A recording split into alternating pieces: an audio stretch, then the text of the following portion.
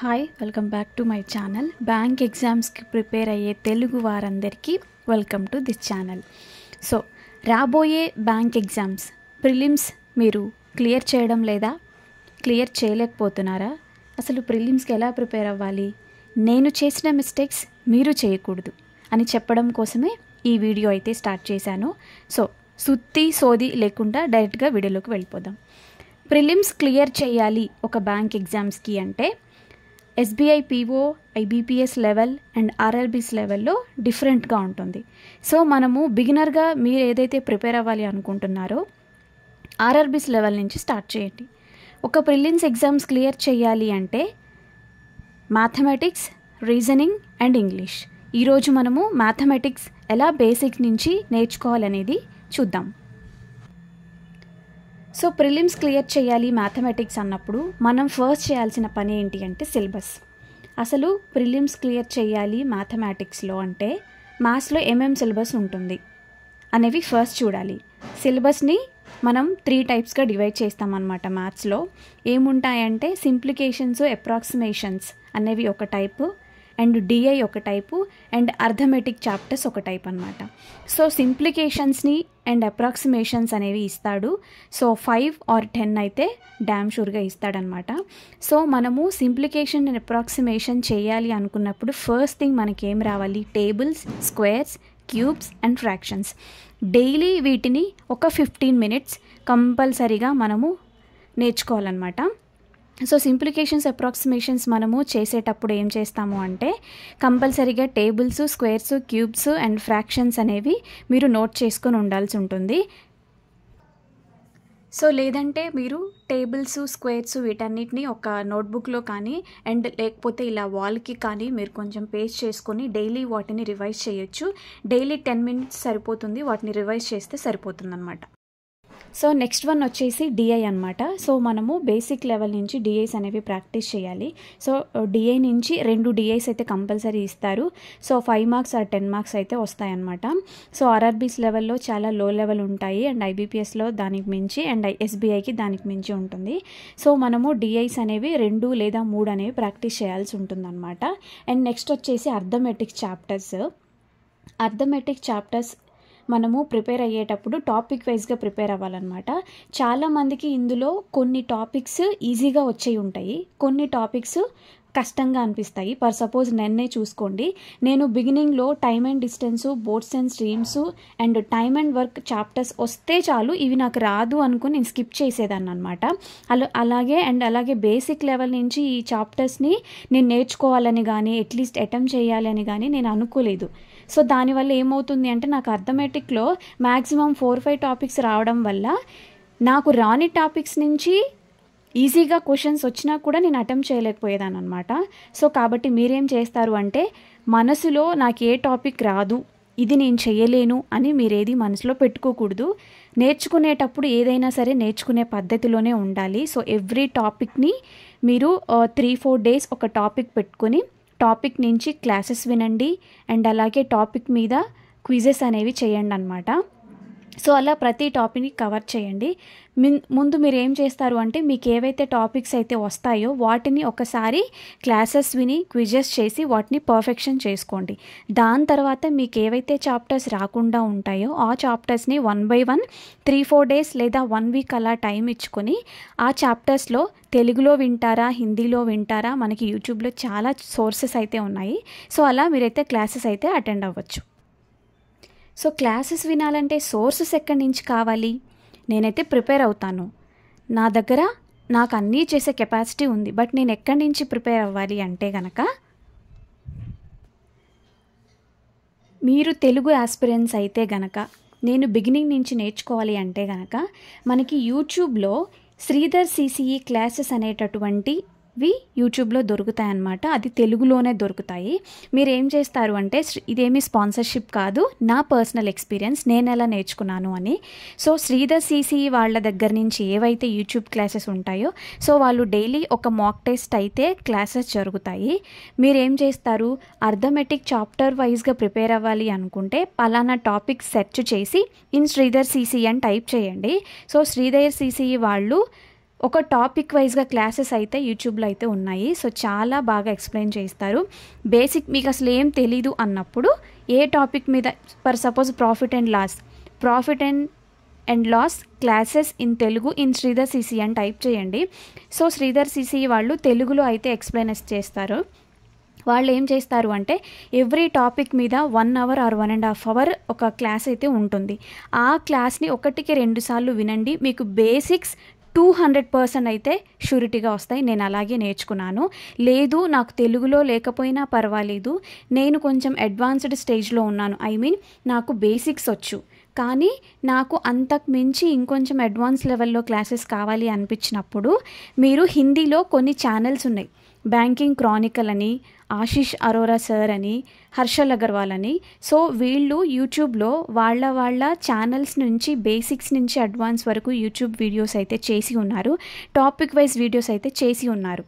మీరు arithmetic perfect అవ్వాలి అనుకున్నప్పుడు ముందు తెలుగులో క్లాసెస్ వినండి. తర్వాత ఇంకొంచెం అడ్వాన్స్ లెవెల్లో నేర్చుకోవాలి అనిపించినప్పుడు మీరు ఎవరినో ఒకరిని పిక్ చేసుకుని వాళ్ళు అదే టాపిక్ మీద క్లాసెస్ ఎలా చెప్పారు, బిగినింగ్ నుంచి ఎలా చెప్పారు, మళ్ళీ బేసిక్స్ నుంచి వినండి. అలా బేసిక్స్ నుంచి విన్నప్పుడు మనం తెలుగులో ఒకలాగా వింటాము. బట్ ఇది నా పర్సనల్ ఎక్స్పీరియన్స్ అండి. మనము వేరే ఛానల్స్ వాళ్ళు చెప్పినప్పుడు వీటికి కొన్ని షార్ట్ కట్స్ మెథడ్ కానీ వీటిని వేరేలాగా కూడా మనం క్యాలిక్యులేషన్ చేయొచ్చని కానీ వాళ్ళ వే ఆఫ్ స్టైల్ ఆటోమేటిక్గా అర్థమైపోతుంది. సో హిందీ రావట్లేదు అని మీరేం బాధపడకండి. మనకి ఎప్పుడైనా ఒక క్లాస్ చెప్పే పద్ధతి వాళ్ళ లాంగ్వేజ్ మనకు అర్థం అవ్వకపోయినా సరే మన క్లాస్ అర్థమవుతుంది. సో మీరేం చేస్తారు అంటే హిందీలో ఆశీష్ అరోరా సార్ కానీ, బ్యాంకింగ్ క్రానికల్ కానీ అండ్ హర్షల్ అగర్వాల్ కానీ, సో వీళ్ళలో ఎవరైతే ఉంటారో వాళ్ళని టాపిక్ వైజ్గా మీరు క్లాసెస్ అయితే వినండి. నెక్స్ట్, మాక్ టెస్ట్ ఎక్కడి నుంచి ప్రిపేర్ అవ్వాలి. మీరు బిగినర్ అయితే మాక్ టెస్ట్ ఎలా ఇవ్వాలి? ఫస్ట్ థింగ్, ఒక బిగినర్ మాక్ టెస్ట్ ఇవ్వాలి అంటే ముందు మన లాంగ్వేజ్లో మనకి కొంచెం అర్థమైనట్టు అనిపిస్తే మనం బేసిక్ లెవెల్లో వేరే లాంగ్వేజెస్లో, ఇప్పుడు ఒక మ్యాక్సిమం మనకి ఎలా అంటే అన్ని సోర్సెస్ అనేవి హిందీలో ఎక్కువ కాంటెంట్ అనేది దొరుకుతుంది యూట్యూబ్లో. సో కంపేర్ చేస్తే నార్త్ సైడ్ దొరికే కాంటెంట్ అనేది మనం సౌత్ సైడ్తో కొంచెం యూట్యూబ్లో అనేది అవైలబిలిటీ తక్కువ ఉంటుంది. మీరు ఏం చేస్తారు అంటే ఒక బిగినర్ మాక్ టెస్ట్ ఇవ్వాలి అనుకున్నప్పుడు ఫస్ట్ టెక్స్ట్ బుక్ కానీ IBPS గైడ్ కానీ లాంటి వెబ్సైట్స్లో మాక్ టెస్ట్ ఇవ్వడానికి ట్రై చేయండి. ఒకటి, మనకు అన్ని టాపిక్స్ వచ్చిన తర్వాత మాక్ టెస్ట్ మొదలు పెడతాను అనే విషయాన్ని ముందు మీరు పక్కన పెట్టండి. ఒక టైంలో చాప్టర్ వైజ్ టాపిక్స్ నేర్చుకోవాలి, at a time mock test అనేది ఇవ్వాలన్నమాట. సో అన్ని చాప్టర్స్ వస్తేనే నేను మాక్ టెస్ట్ ఇస్తాను అన్న విషయాన్ని మైండ్లోంచి తీసేయండి. మాక్ టెస్ట్ ఇవ్వండి. మాక్ టెస్ట్ ఇచ్చినప్పుడు అందులో సింప్లికేషన్స్ ఆటోమేటిక్గా మనం నేర్చుకోకపోయినా మనం చేయగలుగుతాము. చిన్న డిఐస్ మనం చేయగలుగుతాము. అండ్ అర్థమెటిక్లో మీకు వచ్చినవి మీరు చేయండి. దాని తర్వాత సొల్యూషన్ చూసిన తర్వాత సింప్లికేషన్స్లో మిస్టేక్స్ అనేవి వస్తున్నాయి అంటే మనము చేసే పద్ధతిలో కానీ, క్యాలిక్యులేషన్ చేసే స్పీడ్లో కానీ, మనం వాల్యూస్ని ఊహించుకునే పద్ధతిలో కానీ డిఫరెన్షియేషన్ తెలుస్తుంది. దాని ద్వారానే మనం డైలీ సింప్లికేషన్స్ అండ్ అప్రాక్సిమేషన్స్ నేర్చుకోవడం వల్ల అండ్ డైలీ ప్రాక్టీస్ చేయడం వల్ల స్పీడ్ అనేది పెరుగుతుంది. నెక్స్ట్ వన్, IBPS గైడ్లో కూడా కొన్ని మాక్ టెస్ట్లు అయితే అవైలబిలిటీ ఉన్నాయి. మ్యాక్సిమం మీరు బిగినర్ అయితే గనక కొన్ని ఫ్రీ మాక్ టెస్ట్లు అయితే అవైలబిలిటీ ఉంటాయి. అలా కాదు నేను బై చేస్తాను అన్నప్పుడు మీరు ఏం చేస్తారు అంటే 200, 250, 150 రేంజ్లోనే మాక్ టెస్ట్లు అయితే మనం పర్చేస్ చేసుకోవచ్చు. సో మీరు అలా పర్చేస్ కూడా చేసుకోండి. ఇలా కాదు మాక్ టెస్ట్ నాకు తెలుగులో కావాలి, నేను ఇప్పుడిప్పుడే బిగినర్గా ఉన్నాను అంటే మీరేం చేస్తారు అంటే ఆఫ్లైన్ పేపర్స్ అవైలబిలిటీ ఉంటాయి. మీ సరౌండింగ్స్లో బ్యాంకింగ్ ప్రిపేర్ అయ్యే పర్సన్స్ ఎవరైనా ఉన్నారా, ఫ్రెండ్స్ ఎవరైనా ఉన్నారా? శ్రీధర్ సిసి వాళ్ళు ఆఫ్లైన్ పేపర్స్ ఉంటాయి. మీ ఫ్రెండ్స్ దగ్గర నుంచి వాటిని కలెక్ట్ చేసుకోండి. అండ్ లేదా నంద్యాలలో కోచింగ్ తీసుకునే ఫ్రెండ్స్ ఎవరైనా ఉంటారు, వాళ్ళ దగ్గర నుంచి ఆఫ్లైన్ పేపర్స్ ఏవైతే ఉంటాయో అవి కలెక్ట్ చేసుకుని ఆ పేపర్స్ని మీరు డైలీ ప్రాక్టీస్ చేయండి. చేస్తూ ఉన్నప్పుడు మనము డైలీ ఒక మాక్ టెస్ట్ ఇవ్వడం వల్ల ఏమవుతుందంటే అసలు ఒక ప్రిలిమ్స్ ఎగ్జామ్లో ఎలాంటి చాప్టర్స్ రిపీటెడ్ వస్తున్నాయి, ఎలాంటి టాపిక్స్ మీద ఎక్కువ క్వశ్చన్స్ వస్తున్నాయి అనేది ఆటోమేటిక్గా ఒక 1 వీక్ కన్సిస్టెన్సీగా మాక్ టెస్ట్ ఇస్తే మీకే అర్థమైపోతుంది అనమాట. సో ఏదైనా కష్టమా, చాలా లెందీయా, బాధగా అనిపిస్తుందేమో అనే విషయాలు మనసులోంచి తీయండి. ప్రిపేర్ అవ్వాలి అంటే ఎలా ప్రిపేర్ అయితే జాబ్ వస్తుందో అలానే ప్రిపేర్ అవ్వండి. అండ్ ప్రిపరేషన్లో ఒక్కొక్కరికి ఒక్కొక్క తేడా ఉంటుంది. బేసిక్ లెవెల్లో ఎవరైనా సబ్జెక్ట్ నేర్చుకోవాల్సిందే, ఎవరైనా సరే సబ్జెక్టు వైజ్గా ప్రిపేర్ అవ్వాల్సిందే, ఎవరైనా టాపిక్ వైజ్గా ప్రిపేర్ అవ్వాల్సిందే, ఎవరైనా మాక్ టెస్ట్ ఇవ్వాల్సిందే. ముందు మీరు చేయాల్సిన పని చేయండి. దాని ద్వారా మీ లోపాలేంటి, మీరు ఎక్కడెక్కడ ల్యాగ్ అవుతున్నారు, ఎక్కడెక్కడ మిస్ అవుతున్నారు అనే విషయాలు మీకు అర్థమవుతాయి. దాన్ని బట్టి ఎలా ప్రిపేర్ అవ్వాలి అనేది మీరే సొంతంగా ప్లాన్ చేసుకోవచ్చు.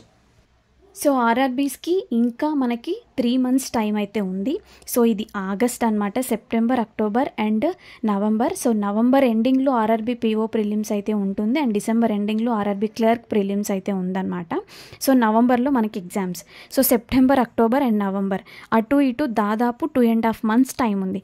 ఈ 2.5 months టైంలో మనం ప్రిలిమ్స్ క్లియర్ చేయాలి అనుకుంటే గనక ఒక మ్యాథమెటిక్స్లో బేసిక్ సిలబస్ చూడండి, సిలబస్లో ఏమేమి ఉన్నాయో చూడండి. దాని ప్రకారము మీరు ప్రాక్టీస్ ఒకవైపు, అలా కాకుండా ఏం ప్రాక్టీస్ చేసినా చేయకపోయినా సబ్జెక్ట్ కంప్లీట్గా నేర్చుకోకపోయినా ఒక మాక్ టెస్ట్ అయితే అటెంప్ట్ ఇవ్వడం అనేది నేర్చుకోండి. దాని ద్వారా మనకి ఎలాంటి టాపిక్స్ వస్తున్నాయి, ఎలాంటి టాపిక్స్ మీద నేను కొంచెం స్ట్రాంగ్ అవ్వాలి, నా వీక్నెసెస్ ఏంటి అనేవి అర్థమవుతాయి. ఏదైనా సరే ఒక కన్సిస్టెన్సీ మెయింటైన్ చేయండి. మోస్ట్ ఇంపార్టెంట్ ఏంటి అంటే కన్సిస్టెన్సీ మెయింటైన్ చేయడం అనమాట.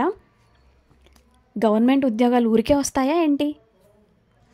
సో నెక్స్ట్ వీడియోలో ప్రిలిమ్స్కి ఒక రీజనింగ్ స్ట్రాటజీ అనేది ఎలా ఉండాలి ఏంటి అనేది నేను చెప్తాను. సో నా వీడియో కనుక మీకు నచ్చినట్టయితే లైక్ చేయండి, షేర్ చేయండి అండ్ సబ్స్క్రైబ్ చేయండి. అండ్ అలాగే మన తెలుగు వాళ్ళు ఎవరైతే ఉన్నారో వాళ్ళు ప్రిలిమ్స్ క్లియర్ చేయలేకపోతున్నాను, మెయిన్స్ క్లియర్ చేయలేకపోతున్నాను, లేదా నాకు మాక్ టెస్ట్లు ఎక్కడ నేను ఒక బిగినర్ని, నాకు ఎక్కువ నాలెడ్జ్ లేదు, నేను మాక్ టెస్ట్లు ఏ వెబ్సైట్స్ నుంచి తీసుకోవాలి, జీకే ఎలా చదవాలి అనే విషయాలు కూడా నేను చేయిస్తాను. సో మీరు ఎలా ప్రిపేర్ అవుతున్నారు, మీకు ఎలాంటి టాపిక్స్ కావాలి అనేది కామెంట్ సెక్షన్లో చెప్పండి. తప్పకుండా నేను వీడియో చేస్తాను. Bye bye.